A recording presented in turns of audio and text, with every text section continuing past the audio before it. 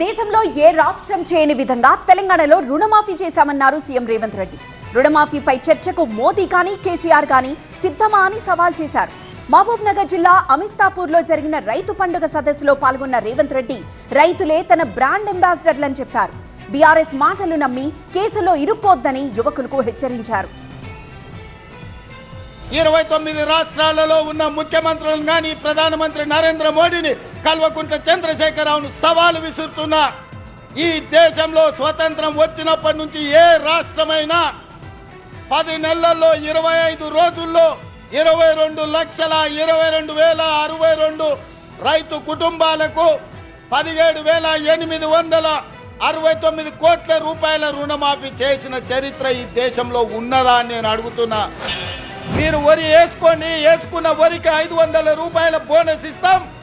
మీ ఖాతాలో 3 రోజుల్లోనే బోనస్ కనక వర్షం గలగల రాలుతుంటే నొప్పి మాయం, సర్జరీ దూరం. మోకాలు మరియు నడుము నొప్పులను ఇకపై భరించాల్సిన అవసరం లేదు. ఆపరేషన్ లేకుండా అత్యాధునిక చికిత్స. Indo British advanced pain clinic అధునాతన సాంకేతికతతో ఇప్పుడు బంజారా హిల్స్ తో పాటు మదీనాగూడలో.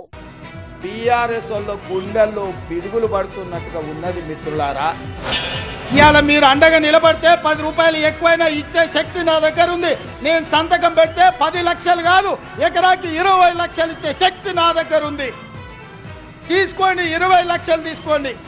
మీకు ఇచ్చే బాధ్యత నాది. ఇంటికి పైసలు తెచ్చి ఇచ్చే బాధ్యత మాది. నీ ఇంట్లో చదువుకున్న వాళ్ళకు, చదువు రాని వాళ్ళకు ఉద్యోగాలు ఇచ్చే బాధ్యత నాది. నేను పుట్టింది పెరిగింది నల్లమల్ల అడవుల్లో బిడ్డ. మేము పులులను చూసినాం, అడవిలో ఉండే మృగాలను చూసినాం, తొడేళ్లను చూసినాం. అన్నిటిని ఎదుర్కొని ఇంత దూరం వచ్చిన మానవ మృగాలు మీరెంత నాకు కాలి కోటితో సమానమని నేను చెప్పదలుచుకున్నాను. వయసులో చిన్నవాడిని అయినా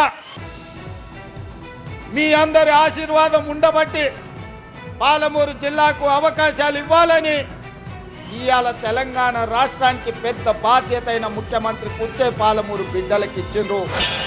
అవన్నీ కాదు, ఈ జిల్లాకు ఏం అవసరమైన ఒక్కొక్కటి కాదు, అన్ని మూకుమ్మడిగా ఒకే సంతకంతో ఈ జిల్లాలో ఉండే అవసరాలకు అవసరమైతే వేదిక మీద నా మంత్రివర్గ సహచరుల సాక్షిగా మా వలస జీవితాలు బాగుపడాలంటే సంవత్సరానికి 20,000 కోట్లు మా జిల్లాకు ప్రత్యేకంగా నిధులు ఇవ్వండి అని నేను అడుగుతున్నా మీ తరఫున.